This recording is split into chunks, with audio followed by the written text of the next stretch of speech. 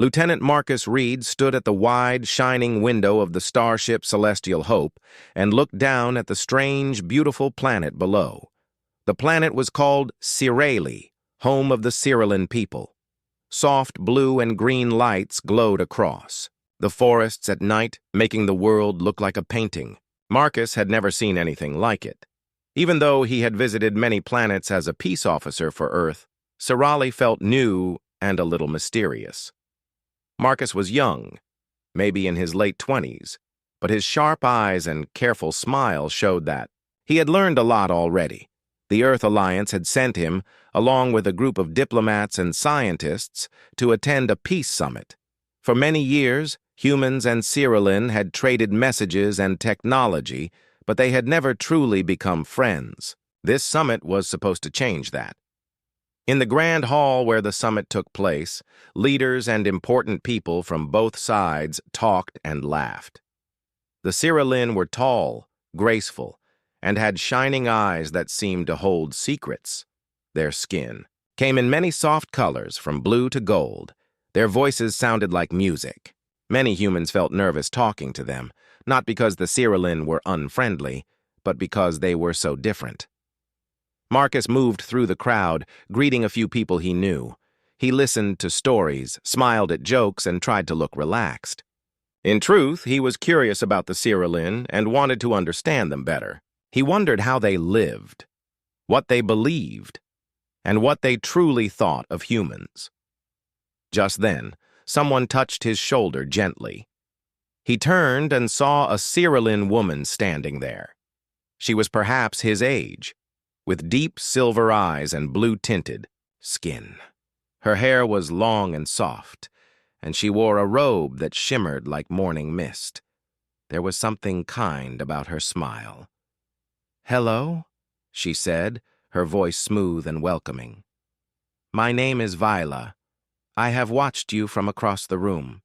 You look different from the others. You seem open-minded." Marcus felt a bit surprised, but also happy. "Thank you, Viola. My name is Marcus. I'm just trying to learn. Everything here feels new to me." Viola tilted her head, studying him with interest. "Would you like to visit my home? I would like to show you how we live.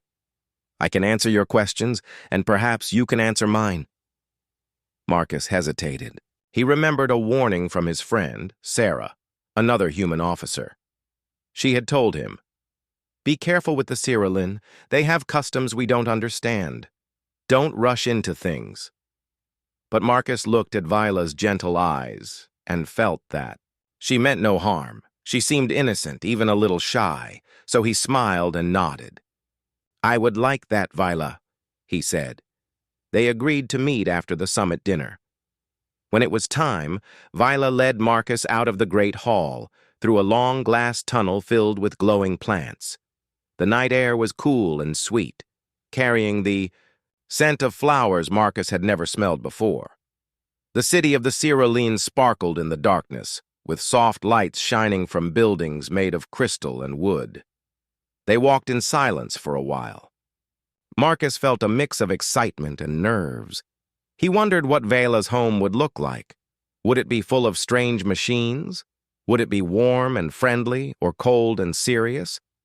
Viola broke the silence. "Why did you come to Sirali, Marcus?" she asked quietly. Marcus thought about it. "I came because I want to help make peace between our peoples. I think humans and Cyrillan can learn a lot from each other. I want to see what we can do together." Viola smiled. "That is a good answer. Many humans say the same, but you sound like you believe it." They reached her home, a beautiful structure, built into the side of a hill. The walls glowed with soft blue light, and a small stream ran through the garden. Strange flowers opened as they walked past, almost as if they were greeting Marcus.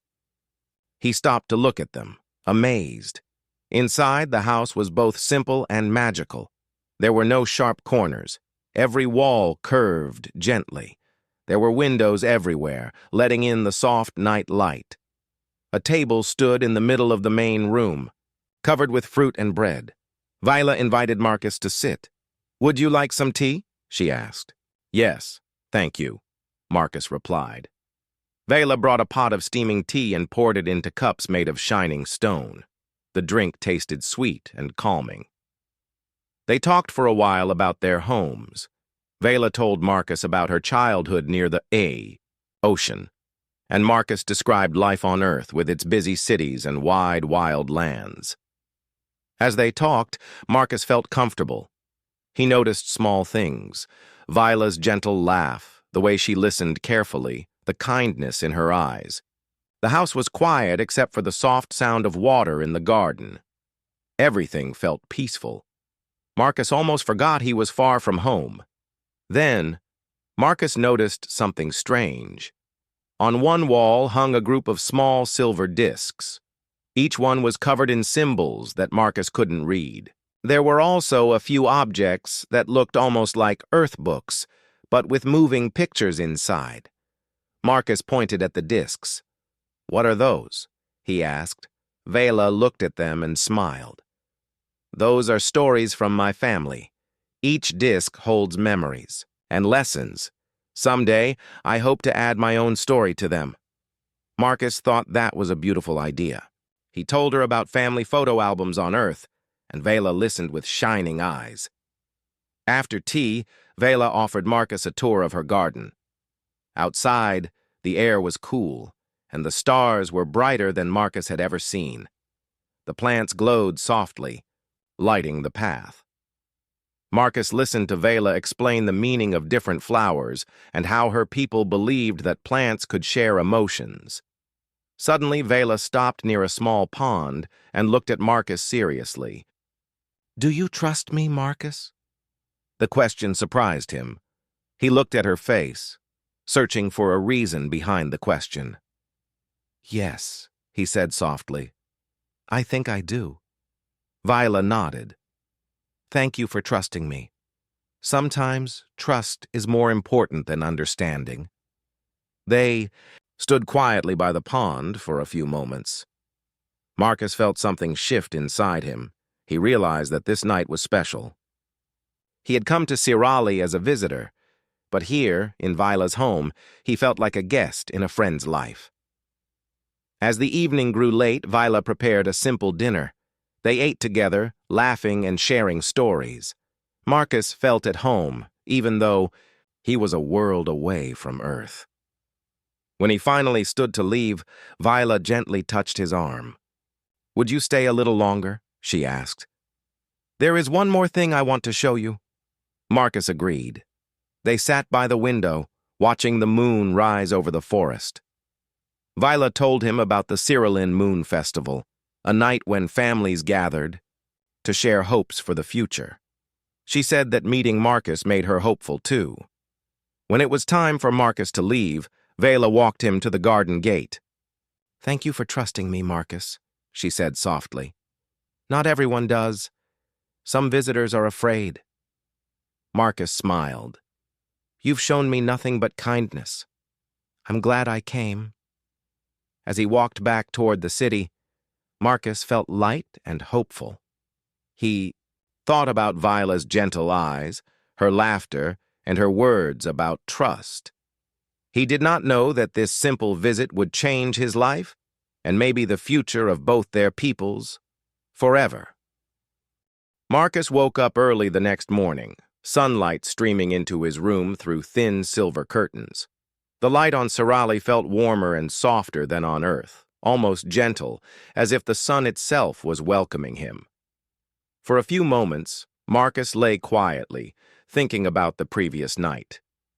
The memory of Vila's smile and her beautiful glowing home filled him with a peaceful feeling. He stretched, got dressed, and looked at himself in the mirror. There was excitement in his eyes, mixed with a bit of nervousness. Today, he would see Vela again and maybe learn even more about the Cyrillian people. He wanted to make a good impression for both himself and for Earth. As he left his guest room, he noticed the hallways were already busy. Other human guests talked together, sharing stories about their own visits with Cyrillian hosts. At breakfast, Marcus met his friend Sarah, who sat with a group of young scientists. Sarah greeted him with a knowing smile. "How was your adventure last night?" she teased. Marcus laughed and told her about Vela's home, the beautiful garden, and the moon festival stories. Sarah listened carefully, sometimes asking questions, sometimes nodding thoughtfully. "Just be careful," she reminded him quietly.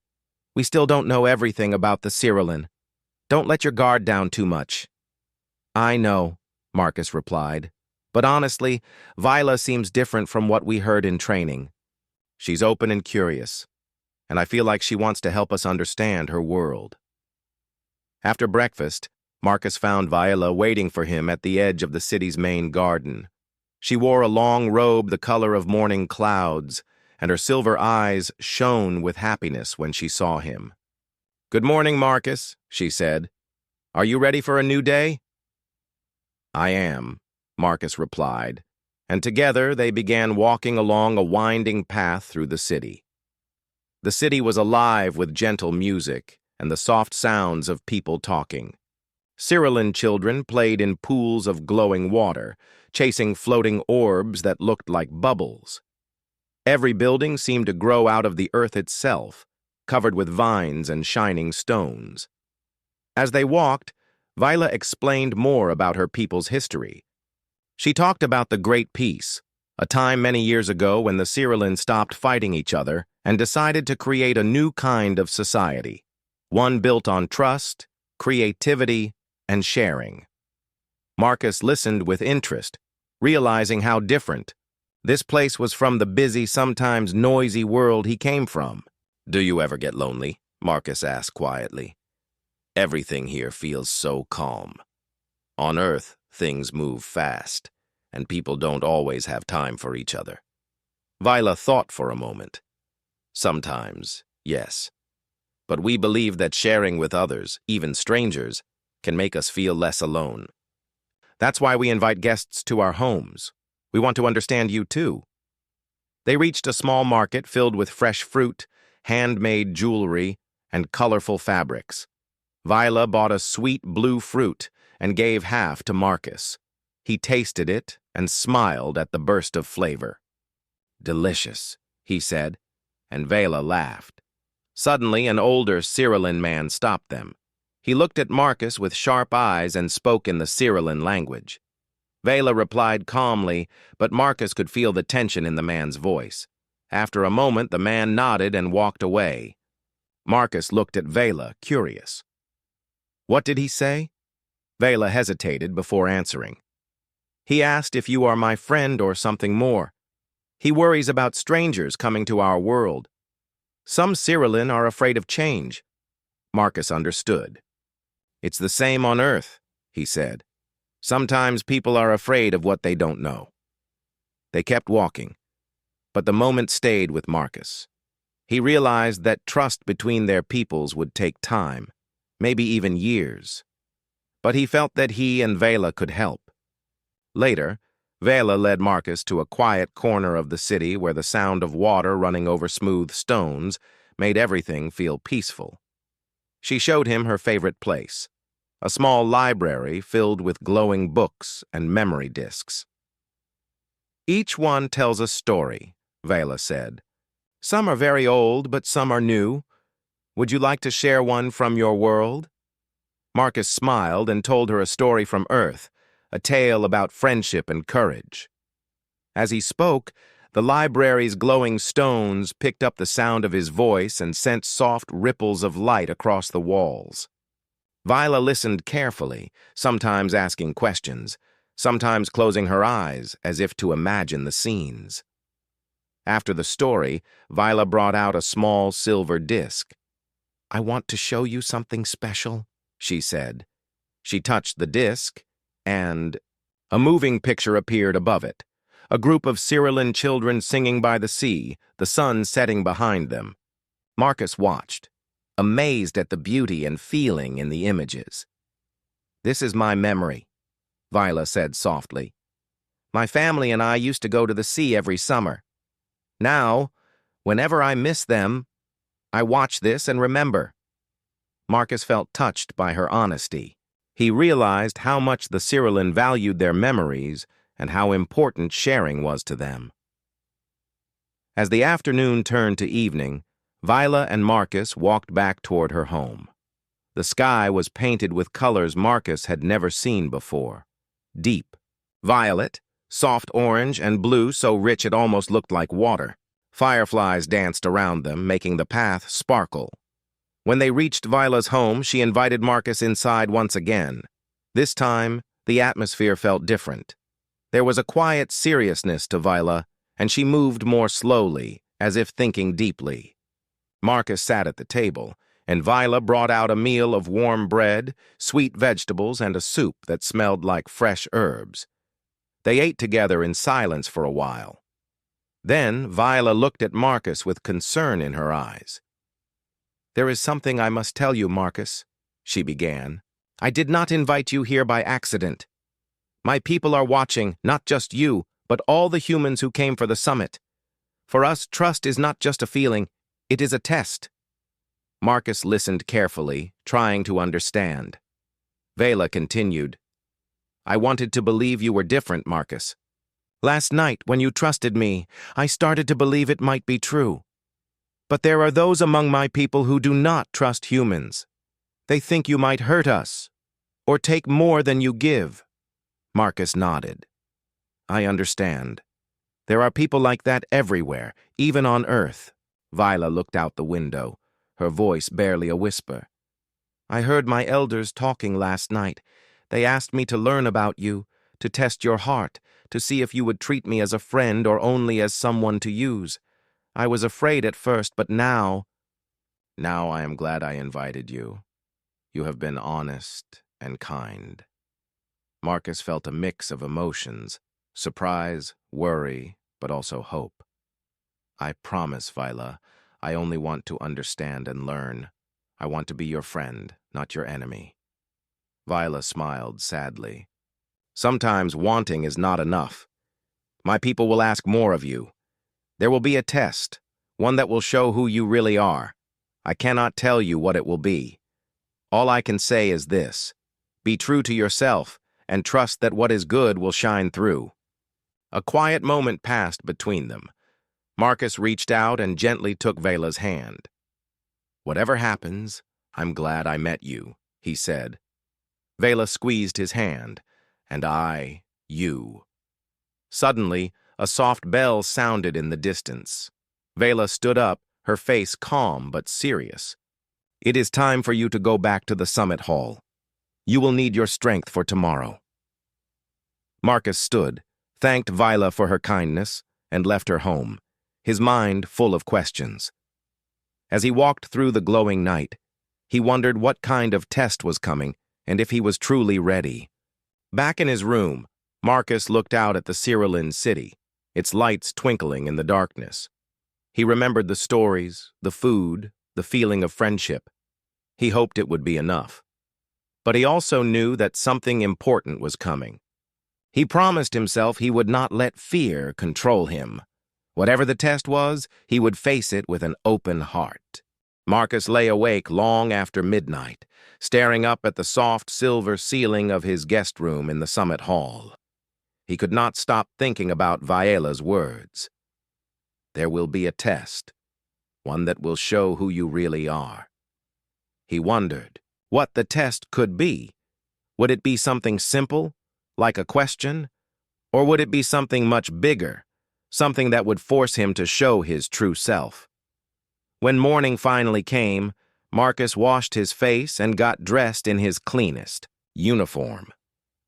He pinned the Earth Alliance badge to his jacket and looked at himself in the mirror. He wanted to look confident, even if he felt nervous inside.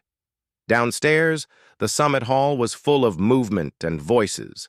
People from many worlds gathered in small groups, talking in different languages.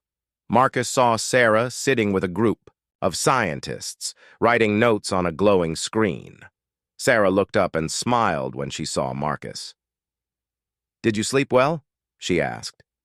"Not really," Marcus answered honestly. "There's something on my mind. Vela told me that the Cyrillin are watching us, She said there will be a test. Sarah's face grew serious. Do you trust her, Marcus? He nodded without thinking. Yes, I believe she's trying to help. Sarah nodded. Then whatever happens, remember why you came here. Just then, a young Cyrillan messenger appeared at the entrance. He wore a sash of green light across his chest and carried a silver tablet. Lieutenant Marcus Reed, he called, his voice calm and respectful. The Council of Elders asks you to come with me. Marcus stood and followed the messenger. He tried to keep his heart steady, but he could feel it beating faster. They walked out of the summit hall, through winding paths and across small bridges. The city was waking up. Birds with long tails flew over shining gardens, and Cyrillan children played by the streams. The messenger led Marcus to a quiet neighborhood he had not seen before. They stopped outside a building shaped like a perfect shell. The doors opened, and Marcus was led inside a round chamber. In the center of the room, 7 Cyrillan elders sat on curved seats. Their faces were kind but serious. Viola stood nearby, her hands folded, her eyes on Marcus. The eldest among them, an old Cyrillan woman with gold markings on her forehead, spoke first. Welcome, Marcus Reed. Today you will be tested, not just for yourself, but as a representative of your people. Please sit. Marcus sat on a smooth stone bench. He looked at Vela, who gave him an encouraging nod. The eldest elder continued. We have watched humans for many years. We see great strength in your people, but also great challenges. Some among us are afraid that humans might bring more harm than good to our world. So we have created a test, one that will show your true heart. Marcus listened quietly, trying not to show his worry. The elders explained that the test would have 2 parts. First, Marcus would face a puzzle, one that combined Cyrillan wisdom with human logic.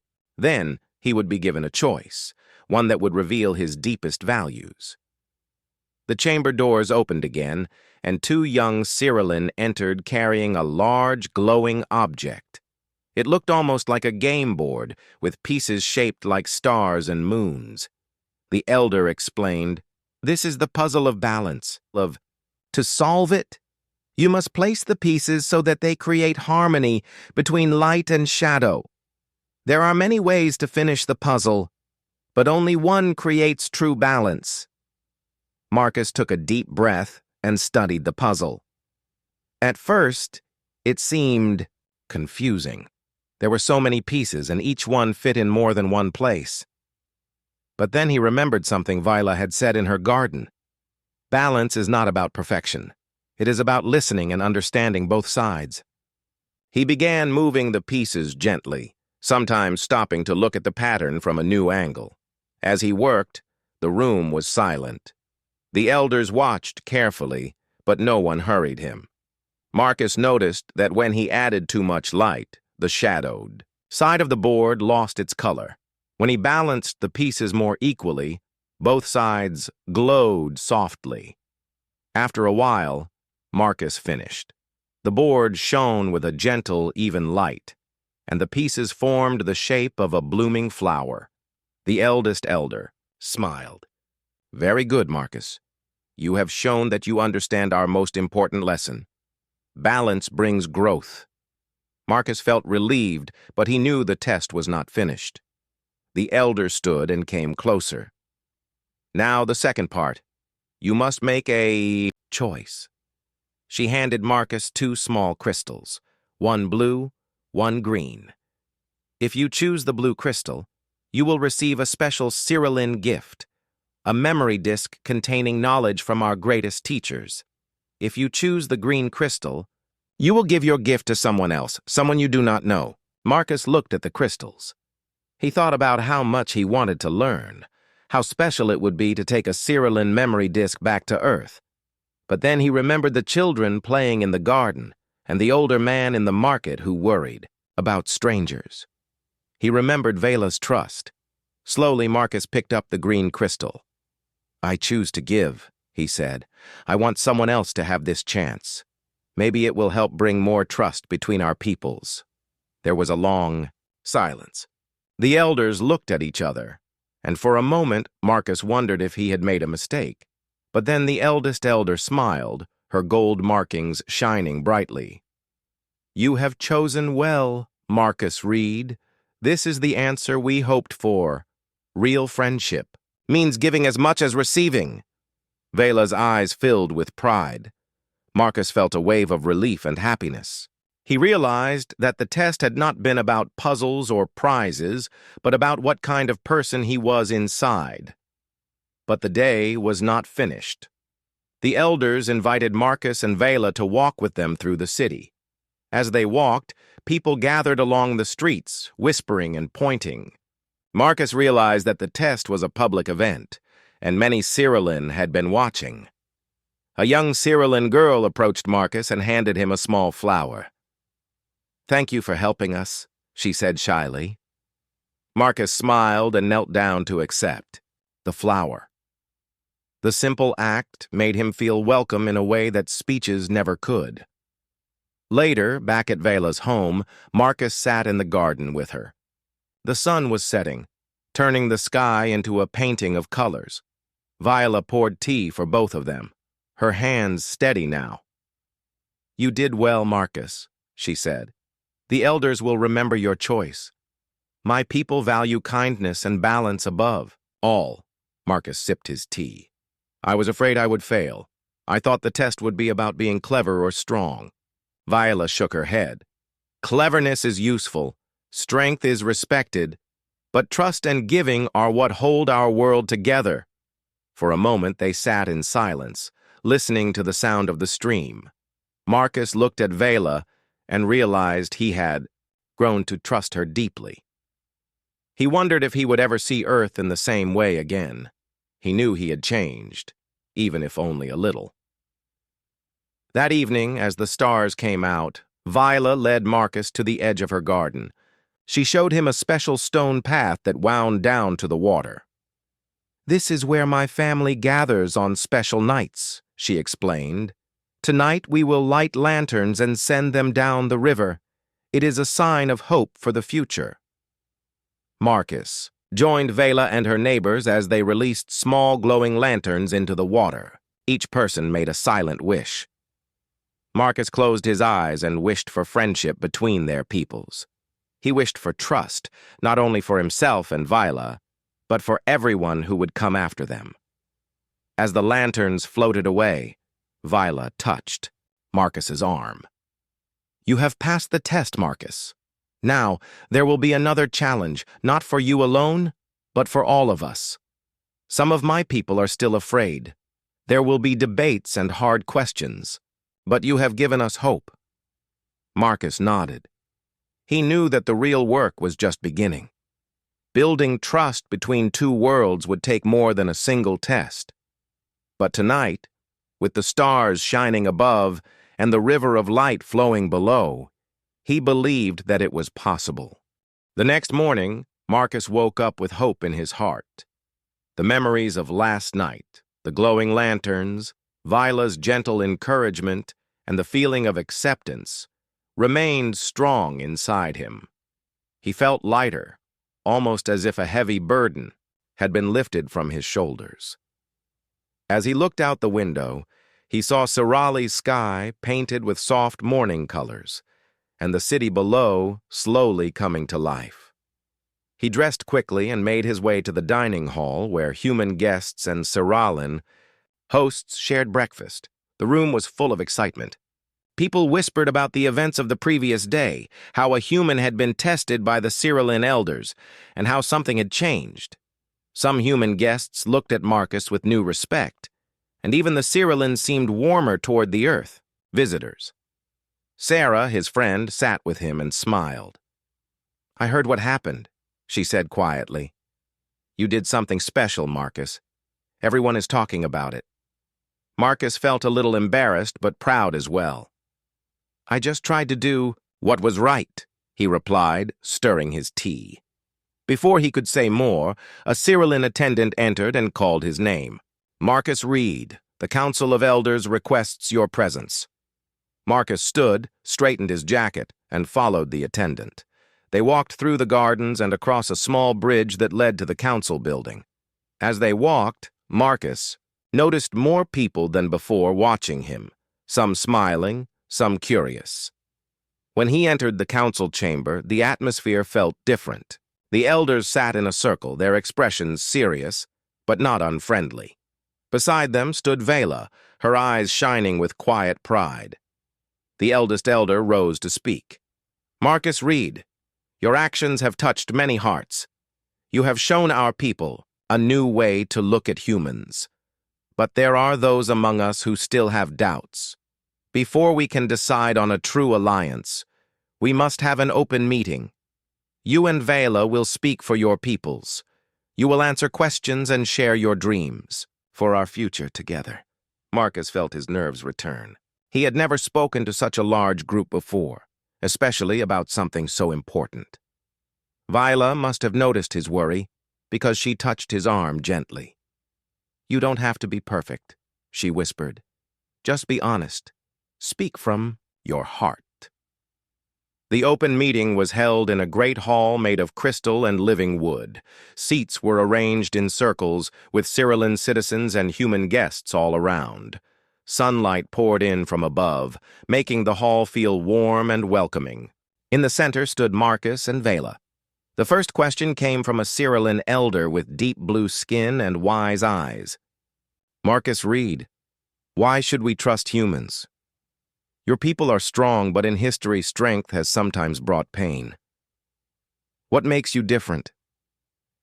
Marcus took a deep breath and remembered Vela's advice. "You are right to be careful," he said. "Humans are not perfect. We have made mistakes, but we also learn and grow. We came here not to take, but to understand. I believe we can build something better if we work together and share our best selves with each other." A second question came from a young Cyrillan woman in the audience. "If there is trouble or misunderstanding in the future, will humans listen, or will they walk away?" Marcus thought for a moment. "True friendship is tested in hard times," he answered. "If there is trouble, I promise we will listen.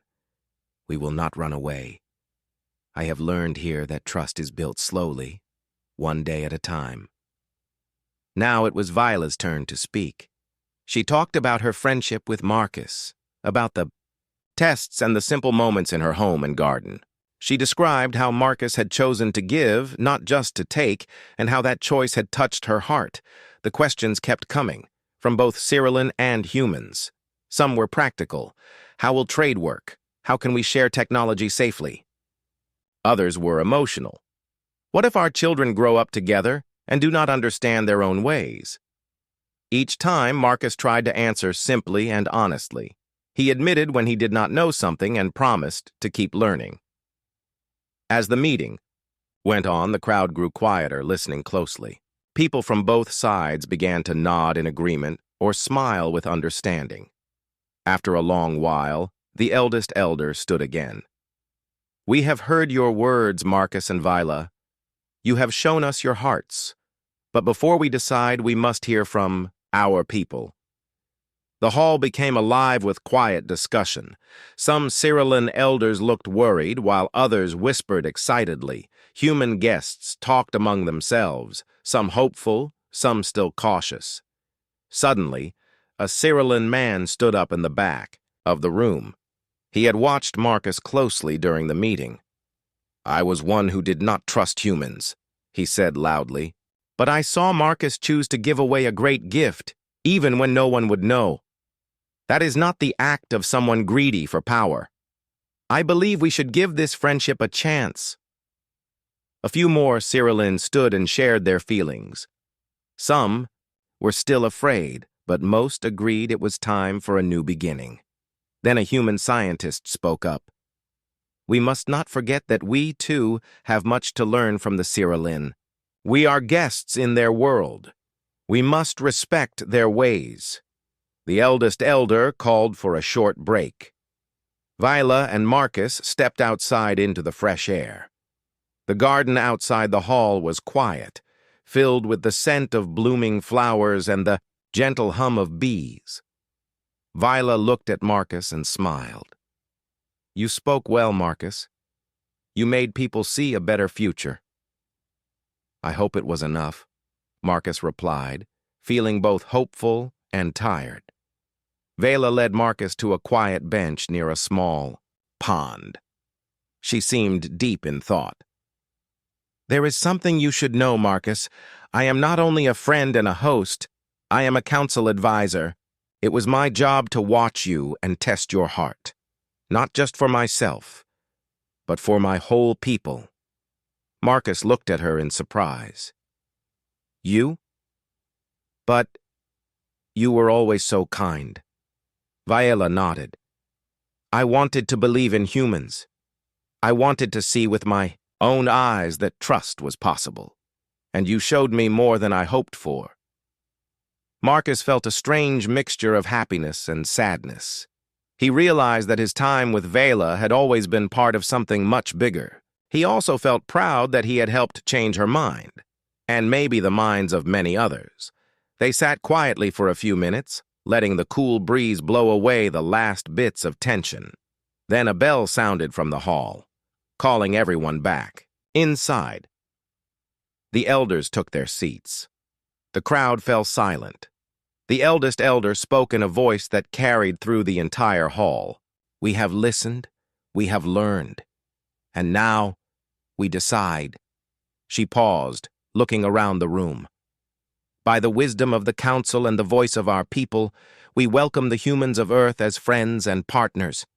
There will be peace and sharing between our worlds, built on trust and understanding." A wave of joy spread through the hall. Some people cheered, some cried happy tears, and many hugged their neighbors, human and Cyrillian alike. Marcus felt his heart swell with pride. He looked at Viola, who smiled and nodded, her eyes shining brighter than ever. As the meeting ended, people rushed to congratulate Marcus and Viola. Leaders from both sides shook hands and made plans for new exchanges of knowledge, art, and technology. There was music and laughter, and the feeling in the air was one of hope. Later, as the sun set over Sirali, Marcus and Vela walked together through the city. Everywhere they went, people waved and called greetings. Children followed them, laughing and dancing in the streets. Vela stopped and turned to Marcus. "You helped change my world," she said softly. "And you changed me too." Marcus smiled, feeling a deep sense of belonging. "You changed me as well, Viola.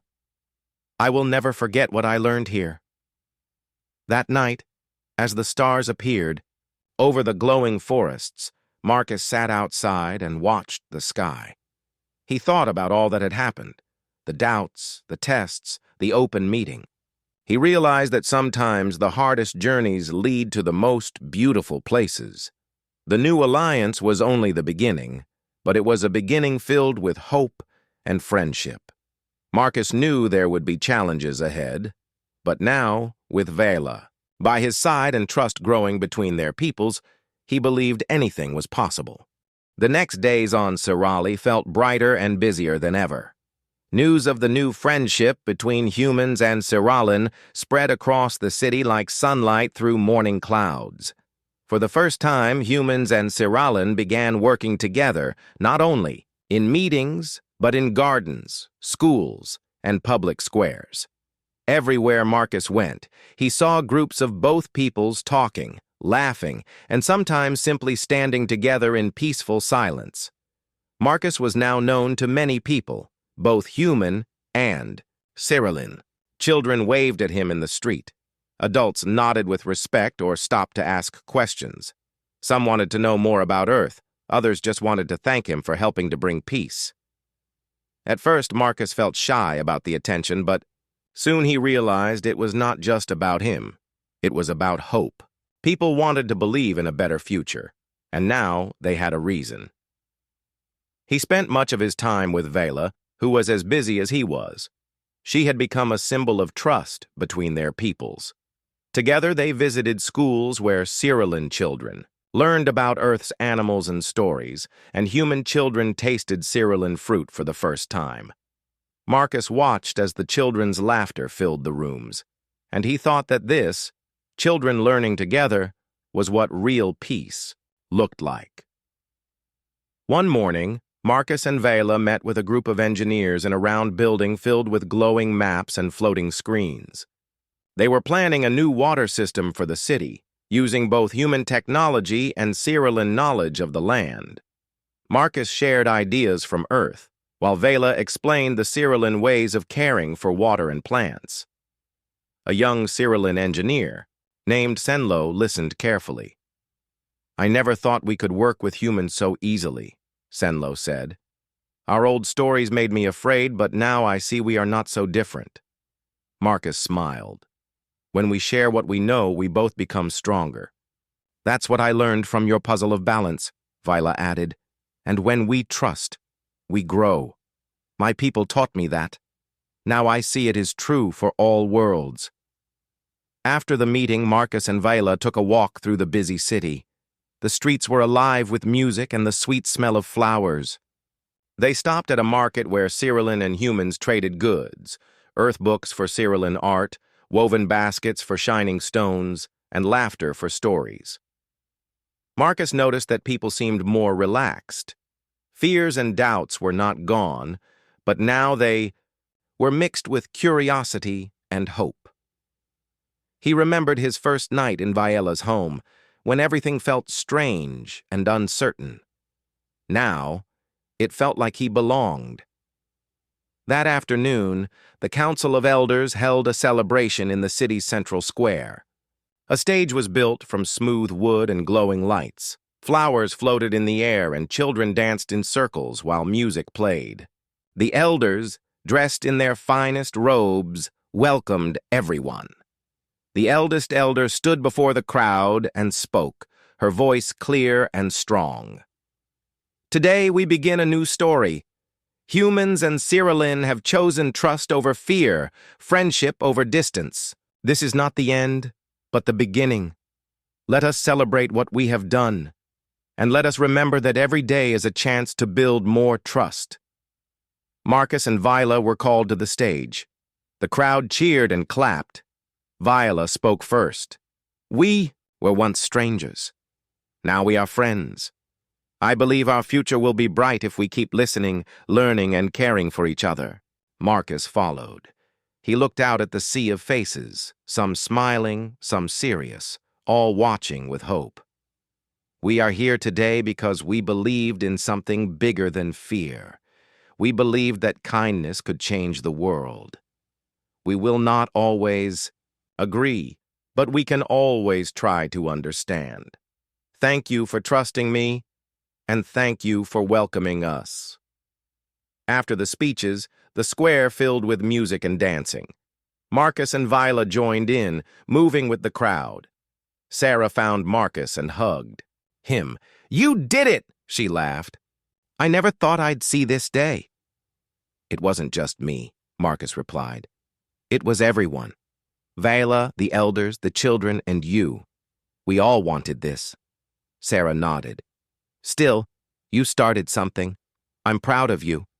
As the celebration went on, Marcus slipped away for a few moments of quiet. He walked to the edge of the square, where a line of trees shaded a quiet path. The sound of music grew softer as he walked, replaced by the gentle rustling of leaves and the distant song of birds. He stopped at a small bench, sat down, and looked up at the sky. The cerealin sun was setting, turning the clouds pink and gold. Marcus closed his eyes and breathed in the cool air. He thought about his journey, from his arrival, full of questions and doubts, to this moment, filled with hope. He heard gentle footsteps and opened his eyes to see Vela approaching. She sat beside him, her face calm and thoughtful. "Do you ever wonder what happens next?" she asked. Marcus nodded. "All the time. I know this is a good beginning, but I also know it won't be easy. There will be problems, mistakes, maybe even arguments. But I'm not afraid. I think we can handle it together. Vela smiled. I agree. I used to worry about the future. Now, I want to meet it with open eyes. They sat quietly watching the sky. After a while, Vela spoke softly. My people have a tradition. When something important happens, we plant a tree.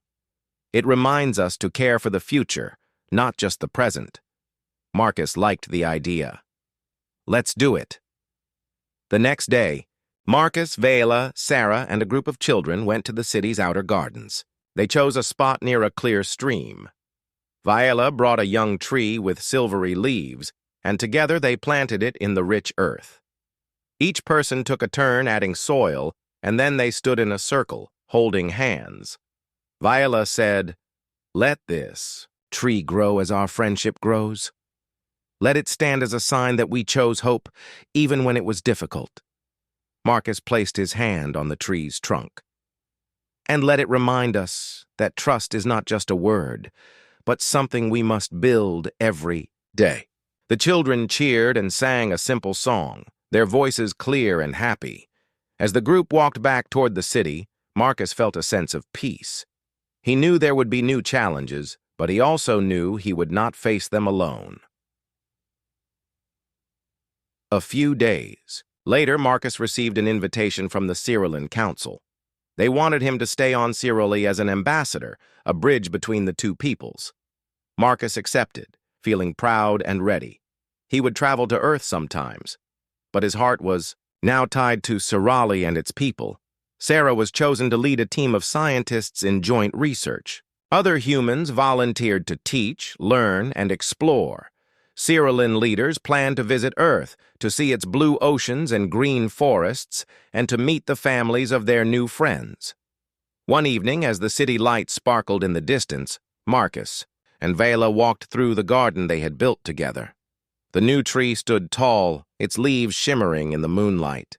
They sat nearby, talking about plans for the future, new schools, gardens, and maybe even shared holidays. "I never imagined my life would turn out like this," Marcus admitted. "I came here as a visitor, and now I feel like this is my home." Viola looked at him with warmth in her eyes. "You are home, Marcus. You helped us see that trust is possible. You helped us believe." As the night grew deep and quiet, Marcus thought about everything that had happened.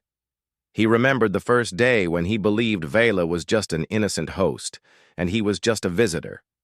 Now he knew better.